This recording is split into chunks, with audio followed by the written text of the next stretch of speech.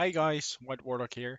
This is gonna be a video on the support gems for the Path of Exile 2 early access. Um, all 174 available support gems have been released or have been hovered over um, by some content creators who were able to play the game before a few weeks ago in LA. And yeah, all the available support gems have been hovered over and they've been uploaded on PoE 2DB.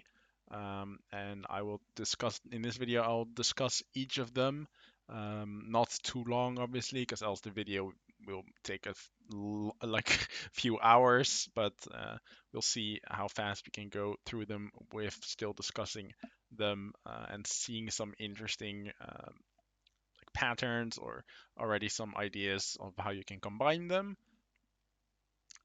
We don't know everything yet. There are some things that I can find that are um, tied to the skill, and pretty sure some support gems have like other like active skills or like a secondary thing that aren't revealed yet. But basically everything is revealed for the support gems.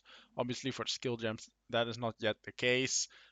When those all come out, if it happens before launch, I will make a video about that as well. For now, we'll start with the first support gem, which is added chaos damage. So this is pretty basic. It supports attacks only, and it like support attacks gain 25% of damage as chaos damage. So this is like yeah, it gains extra 25% chaos damage. So let's say you have a physical skill, it deals 100 damage. Now it deals 125 damage with 100 physical damage and 25 chaos damage. However, that's not totally what it is because it also deals 50% less non-chaos damage, so it reduces that physical damage with 50% less. So that's a problem if you're not supporting a like pure chaos damage, because this would like help with just a no, additional 25% chaos damage if the full attack was chaos damage already. Then you have like added cold, added fire, and added lightning. For those, it's a little bit different. So it's like the same as the chaos damage with gaining 25% of damage as cold, fire, or lightning damage. However, the supported attacks deal 50% less fire and lightning damage for the added cold damage and the other ways for the other two. So your physical damage on that attack is not reduced. So that seems pretty good. That seems much better. So it's like 25% more damage, and if you can scale it, it's even more, right? So maybe that's good enough. We don't know yet. Obviously, we don't know the true meta, but that seems to work like that. So that's pretty great. Then next we have additional accuracy. This is pretty easy. It says supported skills have 50% more accuracy rating. I don't think this will count for like accuracy stacking, obviously, because those say like for how much accuracy you have, and that's only for the supported skill. So this would be maybe early in the game when you don't have a 100% hit chance yet, or like in the middle part where you need some accuracy rating, or you have like some accuracy rating boosts on this particular skill, and you need this for like a secondary skill. But I don't think this will see that much play. Then you have Ambush. It says that support skill has 100% more critical hit chance against enemies that are on full life. So this is we're gonna assume like in PoE 2 it's a little bit harder to get like 100% crit chance than it is currently in PoE 1, because in PoE 1 it's super easy. But like at the start of PoE 1 it was quite hard or maybe even impossible to get 100% crit chance, and this allows you, especially for like dot builds that rely, because in PoE 2 dot builds rely on the initial hit to determine how much dot damage you deal. That the 100% more critical hit chance against that enemy increases that dot when they are in full life. So the first hit has that insane crit hit chance. So it's either for dot um, builds, or maybe for like one-shot slams, for example, or your maybe you have this as a secondary skill on one of your slams to start off with dealing like 25% of someone's health with all the boosts and stuff in the passive tree or in your ascendancy or on other skill gems that deal more damage on enemies that are on full life, and then you can put this in that skill. I don't think you'll use it in a non-dot main skill. Then we have ammo conservation, which has 40% chance for crossbow attacks to not consume a bolt. So there's one of the crossbow attacks that has quite a lot of bolts. It's a little bit like an assault rifle, but then as a crossbow. And for that, this might be a little bit more interesting. However, I'm gonna assume, and we're not sure yet, obviously, that reloading becomes less of a problem later in the game for crossbows, because else it would probably be horrible for playstyle wise. So I hope that reloading becomes much easier for these builds in the end game. So maybe it's a very good early game build, like early game gem, but maybe late game it's not. Obviously, this is all speculation, but I'm gonna assume like what is good for like your play style and how it would feel and how the devs would like crossbows to feel later. Then we have Arcane Surge. This one is quite different than it was before. So um, Arcane Surge PoE1 just had a flat mana total that you had to consume depending on your level, or sorry, the level on the gem. And in this one, you have to spend 100% of your maximum mana on supported skills. So you can't just have a level 1 Arcane Surge, put it on one of your triggered spells or something, get Arcane Surge for a few seconds, and then trigger that spell again. Like in PoE ones, you need to actually spend a lot of your mana. And then Arcane Surge grants mana regen and cast speed. So I'm not sure how useful this is. It seems again maybe like an early game spell again, or an early game support. But yeah, maybe it's interesting, but having that 100% of your maximum mana really hurts, because you can't really put it on anything else than your main skill. So unless Arcane Surge, because like grants a burst of mana regen and cast speed, can be anything, can be like 100% cast speed and then Arcane Surge is incredibly insane, incredibly good, or it could be 5% cast speed and Arcane Surge is completely useless. So we're not completely sure on that yet. Then a little bit easier area effect support, which is just 40% more area of effect on level 1. Yeah, that's always really good on like clear skills, for example, or on support skills when EOE matters, not on a single target, obviously. Or you could put it like on a weapon swap, and then when you go do when you go do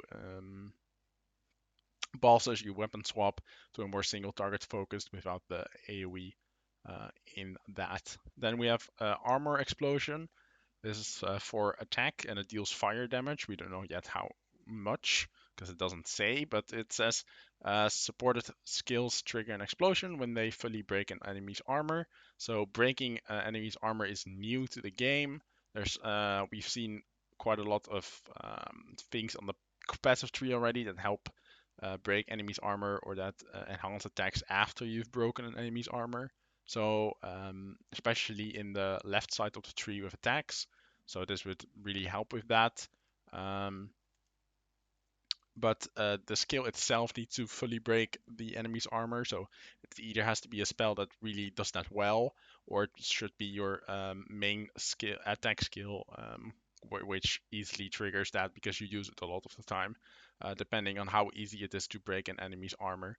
I'm gonna assume that for normal monsters or like for mapping, it's much easier to trigger because normal monsters would have a lot less armor to break than if you would use it on a boss. Also, if it's like a fiery explosion, maybe it's only for AoE clear, and then it's much better for clear, obviously.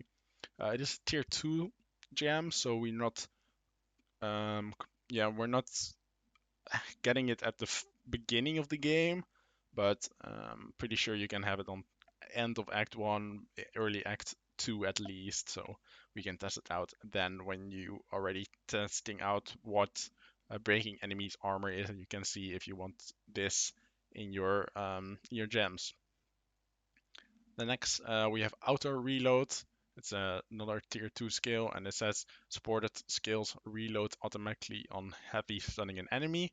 So heavy stunning an enemy is also a new thing in Path of Exile 2, and yeah, we've seen like in boss fights where you can uh, like completely stun a boss and it has to like come back up. Maybe that's heavy stunning, and then it reloads automatically.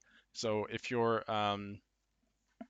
crossbow skill can easily do that, then auto reload seems like a great quality of life change. Also, if it's like if you need the full 5 skill like support gems for damage on your main skill, it's probably very easy include to put it on one of your other skills, because again you can only use one support gem in off on your whole skill. So let's say you have auto reload on one of your main skills or one of your side, let's say you have on one of your side skills, you cannot have it on any other skill at all. You can only have one support gem in your whole build. So only one auto reload, only one behead, which says killing blows from supported strike skills against rare monsters grant one of their modifiers for 20 seconds. So this is basically like headhunter, or the not headhunter, it's like mini headhunter. It's like the jewel in not I forgot the name. It's like the jewel in Path of Exile 1, where you can steal one of the modifiers of rare monsters.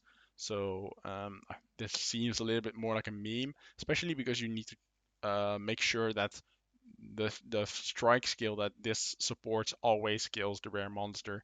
If you ever kill your rare monster with something else, for example dots or something, then this obviously doesn't trigger. So your build does need to be built around killing stuff with that skill. It's probably like it's obviously gonna be a mapping only thing, but if it's good enough, it's good enough, and if it's not good enough, it's probably really bad. Alright, the next one we have Biting Cold. This says support skills also apply cold exposure to enemies they chill, and support skills also apply cold exposure to enemies they freeze. So when I checked out the gameplay, chilling seemed pretty easy, freezing a lot harder. Um, so it applies the same cold exposure, so that's pretty good. So you only need to really chill your enemies, and if you can put this on a if you can put this on a good side scale, then it's probably a good damage boost. Do remember that unlike in PoE 1, you cannot reduce your opponent, like your enemy's resistance below 0. That's different from PoE 1, where you can just go to minus 300 if it's even that, if it's like that bad for like normal monsters. Here you cannot go below 0. So exposure is obviously a little bit worse, but if you have less opportunity to reduce your enemy, like the monster's resistance, then exposure is always pretty nice, especially against bosses where they actually do have resistances. So next is Biting Frost. So this grants supported skills to consume enemy freezes to guarantee a critical hit. So you first need to freeze enemies, which is not that easy compared to Path of Exile 1, as far as we know. And then it consumes that freeze to like guarantee a critical hit by the skill you're using. So you first need to freeze them, and then you need to like um, use a skill, and that guarantees a 100% like critical hit. So for example, you when you're bossing and you use a support like a secondary skill to freeze your like the boss, and then you use your main skill in the boss fight to like one shot slam, for example. That's probably the use of Biting Frost, if we can, if it's good enough to do that. Then we have Bleed Chance. It's again relatively simple. It just grants your supported skill to have 60% chance to inflict bleeding. Again, in this in PoE 2, the damage of the bleed depends on how much damage the actual hit is doing. So you either need to hit fast, or you need, but you need to hit fast, obviously. But the best chance is to just deal a lot of damage with your one hit. But because it's not a 100% chance, you need to hit fast enough to actually get bleeding if you use this. Then we have blind. This one is 100% chance to blind enemies on hit. It says support any skill, so it doesn't have to be an attack. So this is like something you could put like let's say frost bomb still exists. I'm not completely sure if it does, but let's say a frost bomb for PoE 1. Then you could put the blind on it, and you can use it to blind your enemies. This is like it's just a defensive layer, additional defensive layers, which will be more important in PoE 2 than they will be in PoE 1. All right, then we have Bloodlust. Bloodlust grants 30% more melee physical damage against bleeding enemies to the skill, but the skills cannot cause bleeding. A way you can utilize this is with the bleed chance support on a different skill, on like a secondary skill. You inflict bleeding after like 2 or 3 attacks. Doesn't need to be a big bleed if you only care about bloodlust. And then you can slam again, like you can use a slam attack as long as it's a melee physical attack or a melee attack, but it needs to be physical because else the more physical damage doesn't matter. Like if you use a melee physical attack, you can boost that with 30% more damage. So that's a nice combo. In Path of Exile 2, combo attacks are more important, and this is a nice way to set that up. And with Break Endurance, this is another fully break enemy armor skill. So the strength of this support gem really depends on how easy or how good breaking enemy armor is, and this one gives you 20% chance to gain an endurance charge when the supported skill fully breaks enemy armor. So again, um, because you're like quote unquote wasting a support gem on this, the support skill needs to be a secondary skill that can easily break enemy armors, and because it's 20% chance of doing this, I would say that I'm not completely sure what endurance charges do in Path of Exile 2 and how they work. So the endurance charge themselves must be good enough as well to justify this. All right, then we have break posture. So that's another. It's always a support gem. This one applies daze when you fully break armor, and the daze lasts for 6 seconds. I really could not find what daze does. I'm assuming it has something to. It's like an additional defensive layer, like blind. But I truly do not know what daze does. So this either could be insanely good or insanely bad, especially depending on how easily secondary skills can break armor, right? Then we have a much easier support gem, which is Brutality, kind of like Path of Exile 1.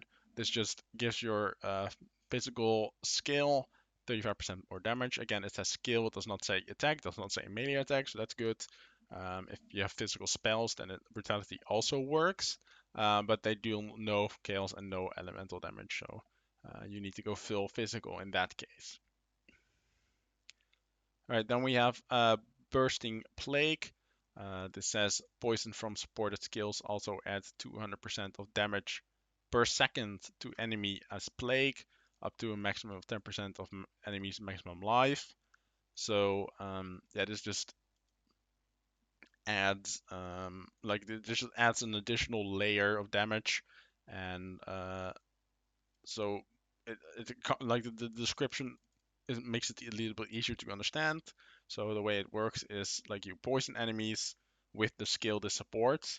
That enemy gains plague over time, and when they die, they explode and deal 200, and then deal an additional damage, like up to a maximum of 10% of enemies maximum life. So It's like an AoE clear, additional AoE clear idea with kind of like explode, but then obviously a little bit different because they need to survive long enough for that plague to stack the damage. Um, so yeah, pretty interesting. Then we have Cannibalism tier 3 support, so you get that definitely later on in the campaign. Um, and this has a 4% of life recovered on kill while supported skills active. So this is an additional like support gem on a uh, buff, on a persistent buff you already have. So like on a aura, for example, and just gives you more life recovered kill.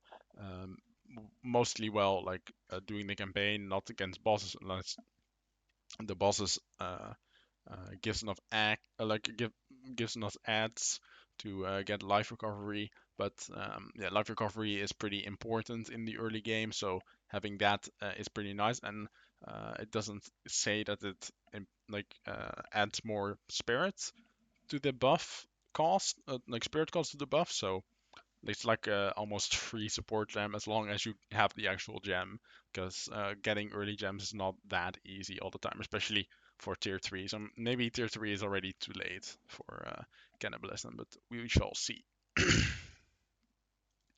But then we have Chain, another like Path of Exile 1, Path of Exile 1 classic, quote unquote, and this just gives chain one more time. Then it also chains 100% more times. So it chains a lot more than just the +1. But support skills do 50% less damage with hits.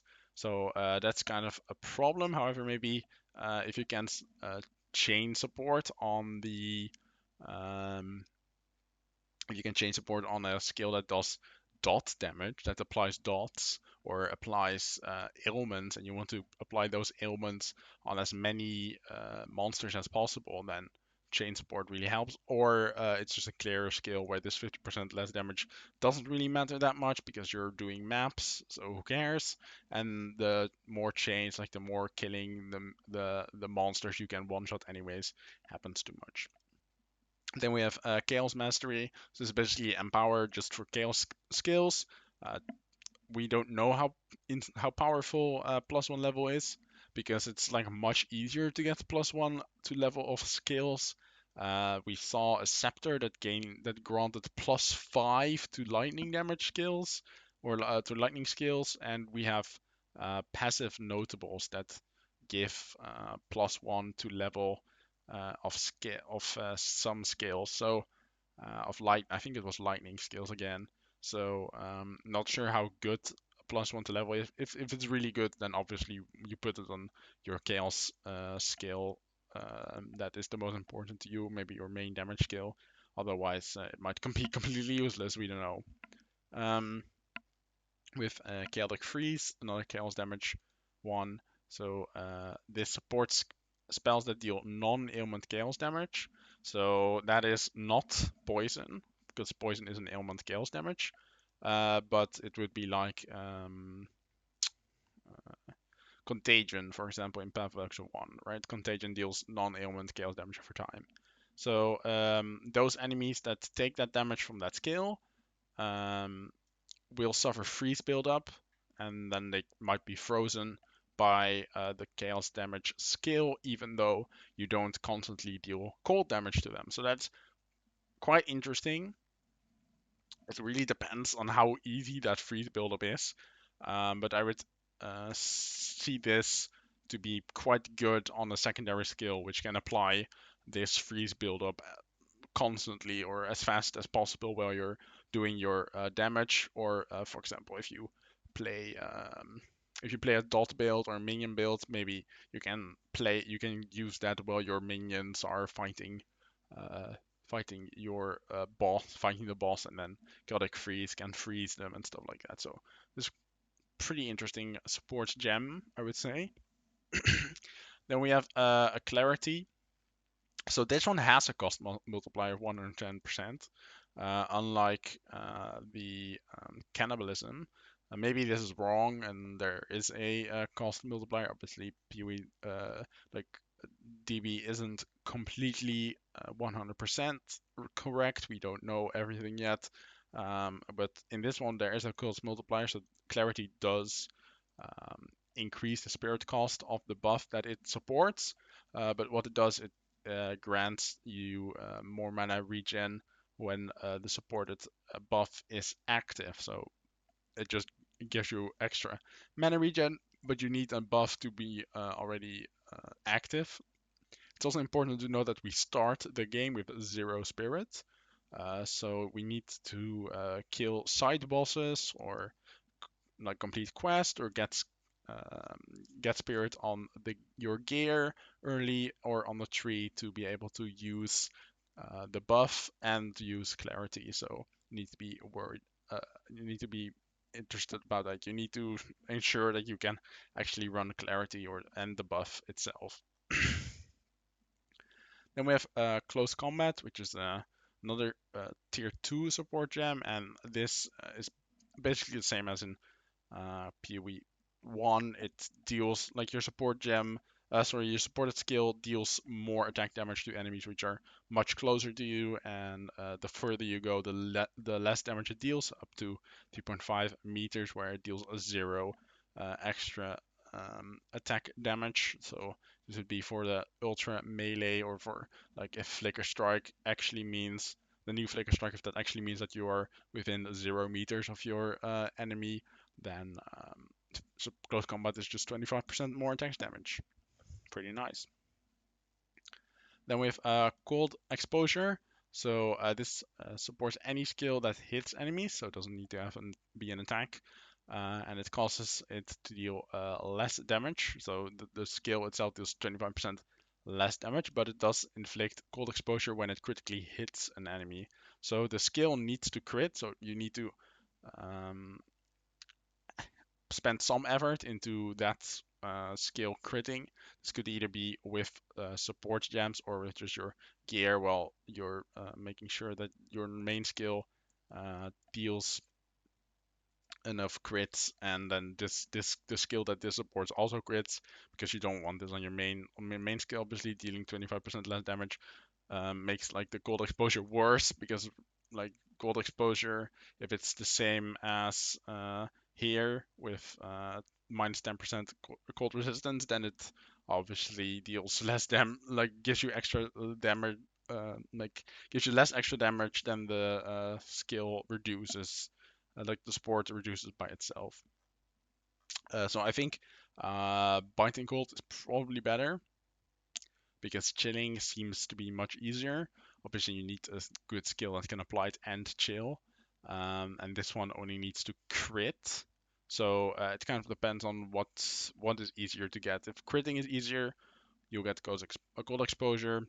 If chilling is easier, which I think it will, but we're not sure yet, obviously, then that other support gem is easier. Or you could do both.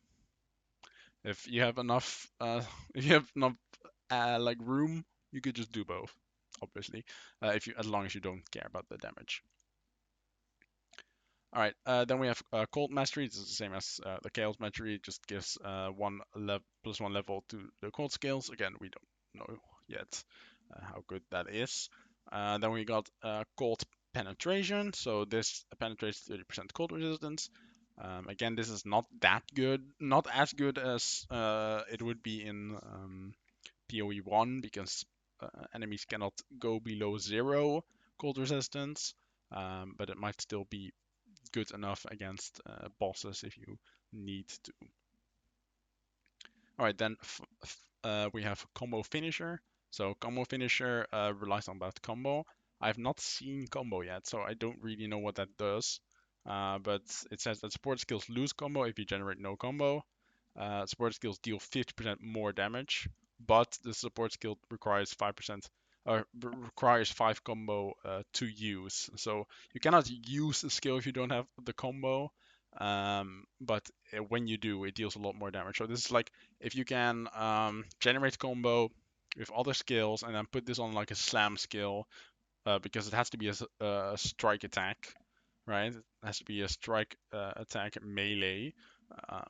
you need to put that on, and then you can deal 50% more damage, which is really insane. So as long as you can get combo easily enough, which I have not seen yet, how you do that, but if it's easily enough, then combo finisher is obviously very good.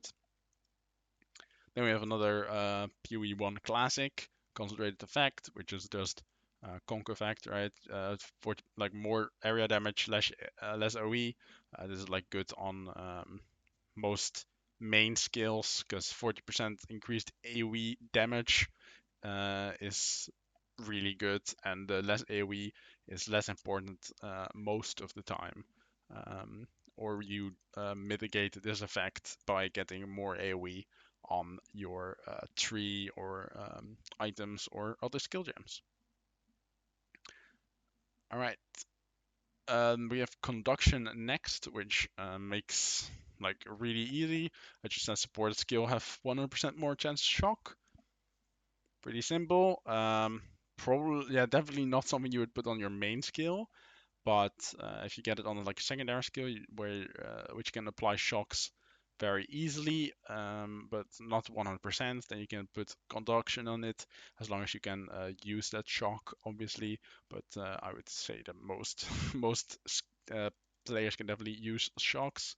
Um, they have controlled destruction, so this is for non-crit.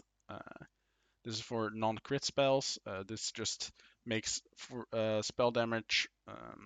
Like spells just deal 40% more damage with your hits, but they cannot crit. So I'm assuming this is like for the early game where crit is less easier to get, and as further you go and crit is better, is easier to get and deals more damage. You get rid of this support gem, put it on something else, or just remove it and put something else you can uh, use when crit deals more damage than the 40% more damage Controlled Destruction would offer you.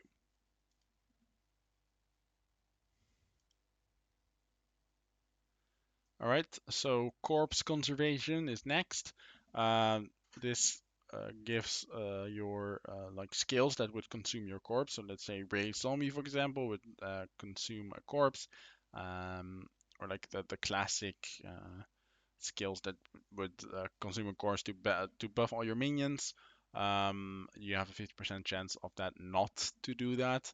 Not completely sure how good that would be, depending on how easy it is to make corpses in your build. Obviously, if it's not that easy or there's a huge cooldown, then corpse conservation is important. Or let's say it's on the skill you want to use multiple times during a fight, and the more times you can use it, the better it is. Then corpse conservation is obviously very good on that. So it really depends on the skill this would support, and if you really need to use it. Then we have corrosion. So this is any skill that hits enemies and it gives them that causes poison, and these poisons that break armor equal to the 80% of the poison damage dealt. Um, but it cannot support skills that consume fully broken armor. So that's okay. I would assume like this just helps a lot with the like breaking armor, giving like increased chance of doing that because you deal more damage to that armor and then breaking it. So this really helps with all those other skills we just mentioned, which only do things when your enemies have broken armor. So probably useful in those builds. Then we have Corrupting Cry. So this is a Warcry support and it gives it less AoE, but it causes them to inflict corrupted blood on enemies. So the corrupted blood duration is 5 seconds, but it deals 10% of your strength as physical damage per second. So this is good for a strength stacker, obviously. How much strength you normally have as a normal character without stacking strength, it's going to be a mystery for now. There's a lot, as far as we've seen, there's a lot of increased attributes on the tree, and obviously you can now whenever you get like a stat node, when you get a travel node when you're on the tree, you can choose which stat you want. So you can choose strength, dex, or int. So let's say if you choose strength on every travel node, then having more strength seems really good. Maybe if you have 3 on the strength, dealing 30 physical damage per second would probably help. Like that's the base, obviously, and then any other modifiers go make that even higher. So pretty interesting. Maybe it's a good clear addition, or it's just some extra bonus damage on the boss when you have enough links on your Warcry to just get some extra damage there. Then we have Coursing Current, which is for lightning AoE skills. So this supports any skills that hits enemies, and yeah, it gives the chance to also shock nearby enemies when you shock an enemy with the supported skill. So it's a 50% chance to also shock enemies in a 2.5 meter radius. So you would use this for the skill you use to shock your enemies, and then that would like proliferate to nearby enemies with that skill. So that could be pretty good, especially like if you have a combo going on with where this skill supports, or like this supports a skill that like makes like that shocks your enemies, and then you consume that shock with a different skill that deals a lot of damage, and then this proliferation obviously helps a lot depending on how often you can apply that shock, right? Then we have another pretty simple and classic PoE support, which is critical damage. So this just increases basically just 100% increased crit multi, right? And then we have it deals less critical hit chance. So whenever you have enough crit, so that the 20% less crit chance outweighs the 100% increased crit multi, then crit damage is just really good. There we have Culling Strike. So Culling Strike in PoE2 works a little bit different. It now depends, like now Culling Strike has a threshold depending on which monster type you're fighting, so which like rarity of monster you're fighting. So on normal monsters, it's much higher than on bosses. On bosses, I think it's 5%. So for now, if you can just put it on a scale that you can easily use, you can one-shot the bosses on 5% health. But there are ways in the tree and on some ascendancies where you can increase the Culling Strike. So maybe it's useful on those. Otherwise, you could obviously, whenever you play in a group and you have a like magic find character, which is also really interesting in the new how that works in PoE2, then you need Culling Strike on that character. Then we have Dazing Cry. Again, I have no idea what Daze does, so this support could either be really good or really bad. It just multiplies the cost. It doesn't doesn't make it any worse or something. It just like makes them daze. So assuming you have enough room for the skill, for the support gem on that skill, it's probably a pretty easy include. Then we have Dazing. So this is another daze based support, which causes daze buildup equal to 100% of physical damage dealt. Again, I have no idea what daze does, so this is either complete trash or really good. But it makes it easier to daze your opponents, or daze your enemies, but with like Dazing Cry, 100% dazing your enemies, I think you would rather just do this because you're attacking anyway, so the chance that you use Warcry is pretty high if you use attacks. I guess if you're playing a mercenary, maybe you don't use Warcries, and then the dazing support is useful. But you do need to use it on physical damage spells only, because this only increases the build of physical damage attacks. Then we have Deadly Poison. So this says support skills deal 25% less damage with hits and 75% more effect of poison from supported skills. So this is not 100% like 75% more damage on the poison, because the damage that you do determines the damage that the poison deals after that. So I'm not completely sure if like I'm not sure that the calculation is the same, but you could basically say that this just gives 50% more damage to the poison, as long as you can basically ignore how much damage the hit does, because you have so many things that stack your poison damage, right? So it's not completely 75% more poison damage, because your hit deals less damage and your hit boosts your poison damage. Then we have Decaying Hex. So supported skills inflict decay. It supports the curse, obviously, and decay deals 30% of intelligence as chaos damage per second for 8 seconds. So for intelligence stacker, this allows like a new like build idea for chaos damage that builds that want to curse. I'm assuming basically every spell caster wants to somehow curse their enemies. So this support seems really good, and like almost all spellcasters will have intelligence as their main stat. So seems good. Seems good. Then we have Deep Cuts. So this is basically the same as Deadly Poison, but for bleed. So yeah, more effective bleeding, but less damage with the hits. So it's not completely 75% of more bleed damage, but it's still like pretty good. Then we got Deep Freeze. So again, this is on like a support skill, like a secondary skill where you want to which you want to use to freeze your enemies, and then deep freeze extends that freeze duration. So I think that's really good, especially on bosses that can be frozen. It's really important to stun or like get more DPS time against bosses in PoE2. So deep freeze seems really good for that.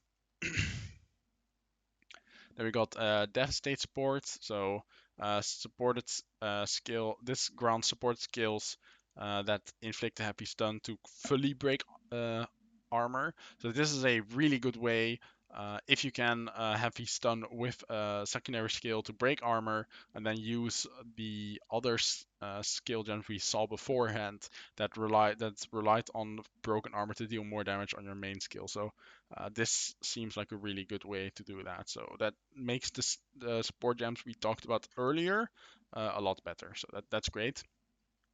They have a double barrel, so support skills have less reload speed, and support skills load an additional bolt. This I don't know. I don't think I don't. I'm not sure if an additional bolt is worth the 30% less reload speed. This really depends on how easy it is to reload, and that just depends on items and knowledge we currently don't really have. Um, so yeah, I don't know how to really judge double barrel. I would say in the early game, because it's a tier 1 gem, it might be good enough, because like reloading takes so long anyways that 30% less reload speed might not matter, because it takes too long anyways, and then that additional bolt allows you to use the crossbow skill enough that the 30% less reload speed is worth it.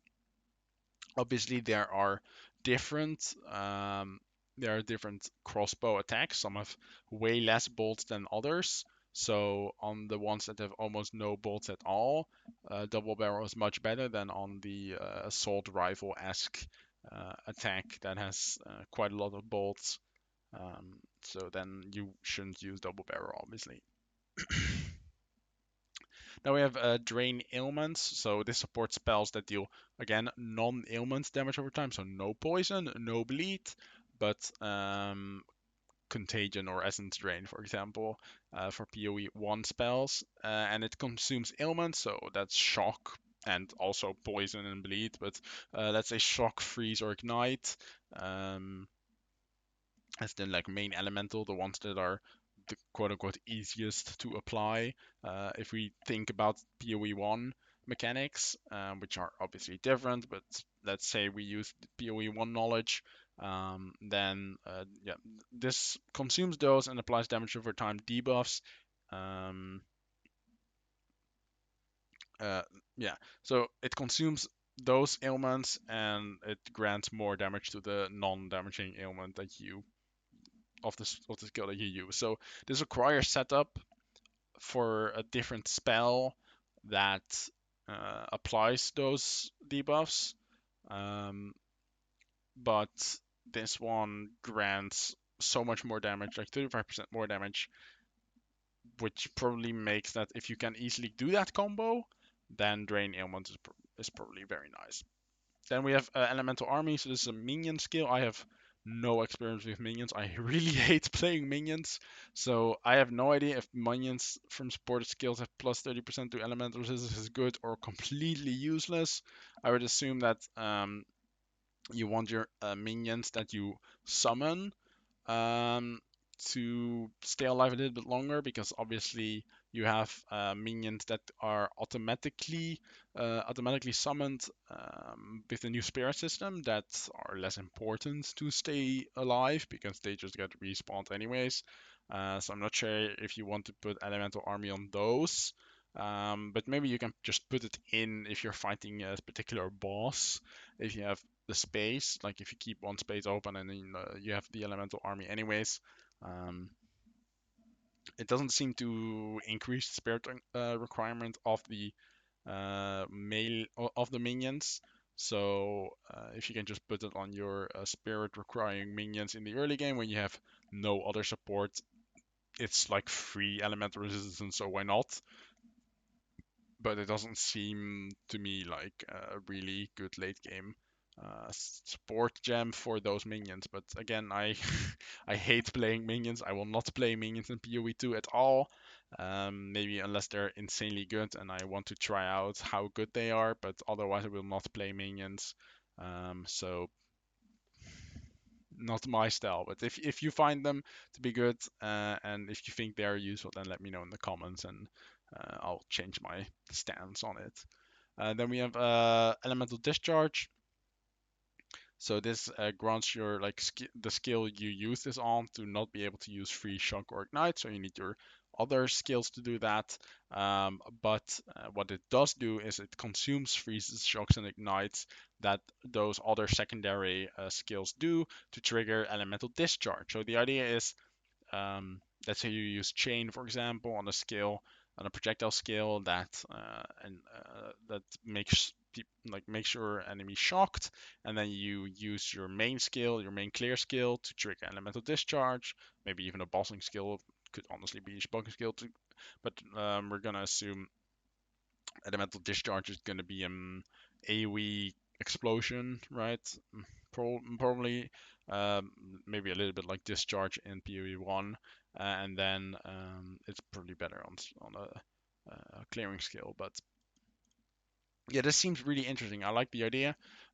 If I'm gonna start out as an elemental spell user, I'm definitely gonna try it out just to see if those explosions are good enough. As long as I play a skill that can easily shock, freeze, or ignite my enemies.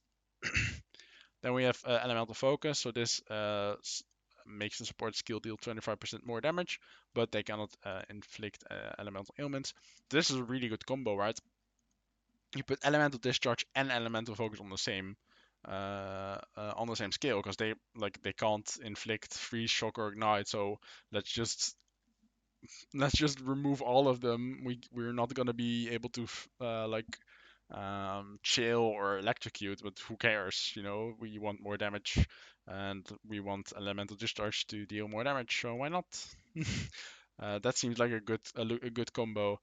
Otherwise, it kind of depends on how important a freeze is, for example, which seems really good. So maybe you don't want to use it if you're playing a cold damage spell that can freeze. Otherwise, if you can make your secondary skills to freeze, shock, or ignite, you can put this skill on your main skill to deal more damage.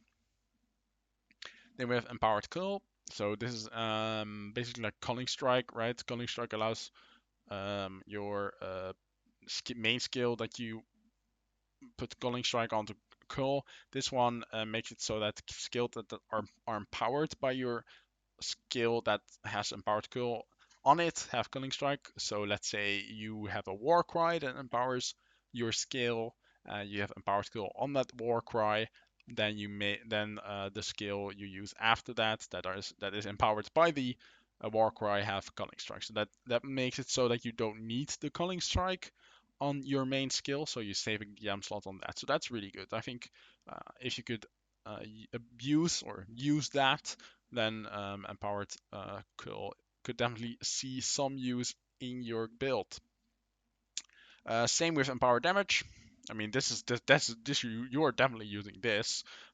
Skills empowered by support skills deal 50% more damage. If you ever have any skill that gets empowered with another skill you use, you put this on the empowering skill, obviously. Just 15% more damage. You know, why not? Um, just get it as soon as possible as you can, right? As soon as you, if your build allows, if your build allows skills to empower your main skill, we're definitely putting this in as the support gem to that skill. Right now, next we have Encumbrance. So this grants your supported skill to have 30% increased effect of slowing debuffs. Now we don't necessarily know yet how important that slowing debuff will be, and it also depends on the effect of slowing debuffs against enemies. I'm assuming this means, because of the description, it causes inflicted slows to be more powerful. Um, I'm assuming that, let's say you have an effect that slows an enemy and also deals damage to them. I'm assuming it only applies the 30% increased effect on the slow and not on the damage. If it does on the damage, then Encumbrance becomes a lot better. If it only goes to the slow, then it depends really on how important that slow is. However, I can see if you have space, uh, I can see that you still want to use that encumbrance, because it just grants you more time. Like if you battle bosses, for example, if you can slow the boss 50% and then another 30% increased effect on that slow, that's obviously much better. If you have the space for it, if you have the dex requirements for it, why not? And then we have Enduring Life, which says enemies killed by hits from the supported skills grant 100% more life flask charges.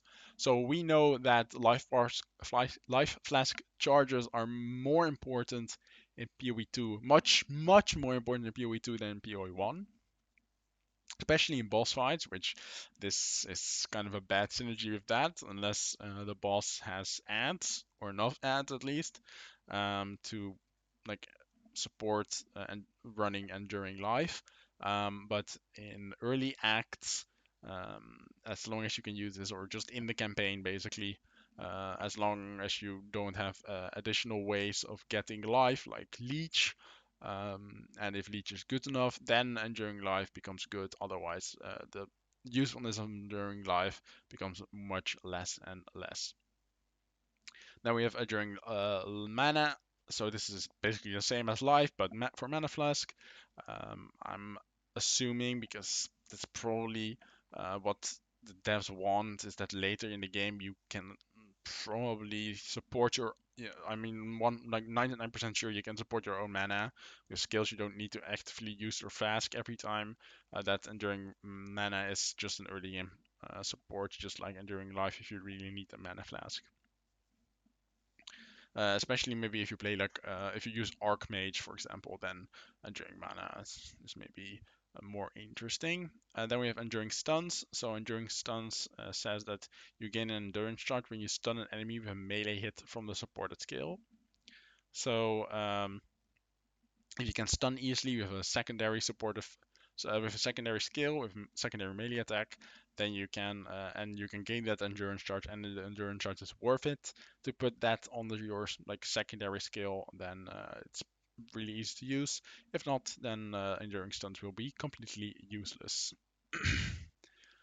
Then we have energy barriers. So this supports any skill that you use, uh, causing energy shield recharge to begin immediately if you are stunned while using it. So yeah, so energy shield recharge begins immediately and is not interrupted by damage for 3 seconds when stunned while using supported skills.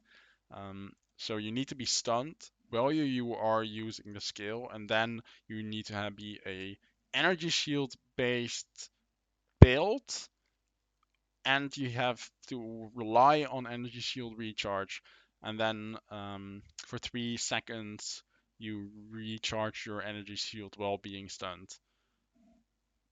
This is like I think this is completely useless. I like being stunned is already very bad. I don't think this defense skill is good enough to allow that, but maybe it is. But like on the surface, this seems really bad. But maybe actually in while you're playing, maybe you find out that's good enough. This is like one of the easiest gems to test. Like you just have to make sure, like, okay, how do I get stunned? Where do I get stunned? And see, okay, does this skill, does this support, is the support useful enough? But at this moment, it's just seems completely useless. All right, Enervation. So this supports any skills that hit enemies, and whenever you shock with that skill, you regenerate 2 mana per second for 4 seconds. When the support skill shocks an enemy. So this is additional mana regen for mostly lightning damage. Um, mostly lightning damage builds, I would say, or for like ailment builds that can easily supply shock. This I think 2 mana per like this is obviously a level 1 skill, and 2 mana per second is good at level 1, but it's horrible at level 80, for example, or in end game. So this is probably just also an early game support, but we don't know the tier. Well, actually we do, because it requires level 1, so you can get this in the early game. So mana regen in the early game, just like BB1, will probably not be that great. So getting extra mana is nice as long as we can easily shock with that, and we get the room to use the support. So early game pretty nice, late game probably completely useless. Next, Enraged Warcry. So this is like another Warcry support. So your Warcry can consume up to 10 rage whenever you use it, and when you do, the attack that is empowered by this Warcry deals 30% more damage. So that's really nice. I would say if you are able to gain rage, which there will be passive skill points that gain rage, and I saw some jewels that gave you rage on melee hit. Then this seems pretty good as long as you use Warcries. 30% more damage. Nice. Love 30% more damage. Alright, Essence Harvest. So this is for minions. Again, we don't know. I don't know. Minions. I don't like playing minions, so probably not using this. But it says recon for 50 mana when a minion from supported skill dies. Alright, really easy. If you need this in your build, just make sure your minion die. Just do not give them more HP. Just make them go aggro. If they die a lot, you get a lot of mana back. Yeah, pretty okay. Otherwise, completely useless. But I have no idea because, again, I don't play minions. Then we have Eternal Flame, which is obviously a fire support. This is kind of like the Poison and Bleed support. It has like 100% increased ignite duration, not damage, but ignite duration. But it has less chance to ignite, but as long as the supported skill that this supports, then has like if that support skill has enough chance to ignite anyways, even with that 25% less chance than the 100% duration, is always worth it. Obviously, unless you apply it often enough that the duration doesn't matter. So there's like a threshold where it doesn't need to be too easy to ignite, but it doesn't need to be too hard, because otherwise if it's too hard, then the 25% less chance to ignite is insanely bad.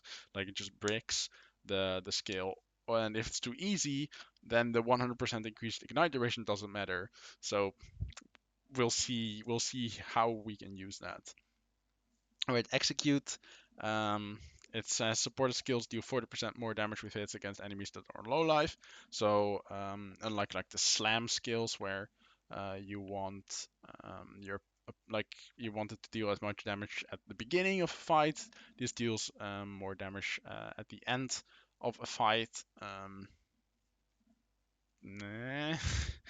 like dealing that when your enemies already on low life, you're already doing well, I guess. But maybe like in boss fights, in long boss fights, that 40% more damage obviously is really nice. So maybe if you can, if you don't use a weapon swap, for example, and you have good enough weapons slash shields to swap, you can put this in like a bossing. Um, like in a bossing swap for that extra damage when the bosses are on low life, which is obviously much uh, more time to use the execute support than if it would be against normal monsters. Then I'm gonna do two more skills and I'm gonna end the video because I'm noticing that it's already 1 hour, and I'll do a part two and a probably part three and maybe even a part four later. But for now, we'll do the last two. So we have exploit weakness. This says that supported skills cannot break armor. But it says that it consumes the fully broken armor to deal 50% more damage. This is another one of those where if you can put this on like a strike, on a big strike skill, and your secondary attack skill breaks the armor or whatever other support skill you use, this just deals 50% more damage. It's like one of those strike skills, like one of those funny meme-ish builds in Path of Exile 1 where you just like place a few totems, like activate a few boss and then boom, one-shot the boss. This is one of those things. Obviously, maybe not one-shot because you're using a secondary skill that might be an attack to break enemy's armor. But this seems like one of those finishing attacks or your main attack, which can use exploit weakness. So I think this might definitely see play in those kind of builds. And then the final one is support is extended combo, which says support strikes that perform a final strike at the end of a combination of attacks. So yeah, that's a skill that does multiple attacks. Bit like if you played Last Epoch, there are a few attacks that have like three phases. One of like the first two are pretty normal, and then the third one is a big attack, something like that with extended combo, and then the second strike is performed twice. There are also PoE 1 skills that do that, but I haven't played that skill, so I'm not sure what the name is. But yeah, performing that attack twice, which normally is the big damage attack, seems pretty good. So it might be like a 50% more or maybe even 75% more damage um, boost to your DPS only with extended combo. So this, if your melee strike skill has this and it's good enough and it deals enough damage, then extended combo will definitely be in your build. All right, this video is taking way too long, and I don't want a 3-hour video to be uploaded on YouTube. That will take too long and might be like bad for your intention. But I think a video like this with going in much detail on about every support gem is interesting, even though it's obviously very speculative. But it is, especially for maybe new players, it is still useful. So if you want please share this video with your friends that can use this. Obviously, this is not a build guide, so we're not sure where to place these support gems because you can only use one support gem on one skill. You can't support multiple skills with the same support gem. Um, but yeah, share these with people that you think will need this information. Um, and please like the video if you liked it, and subscribe so you know that when the second video and maybe the third or fourth comes online, where I'll talk about the other supports. All right, I'll see you guys later. Bye.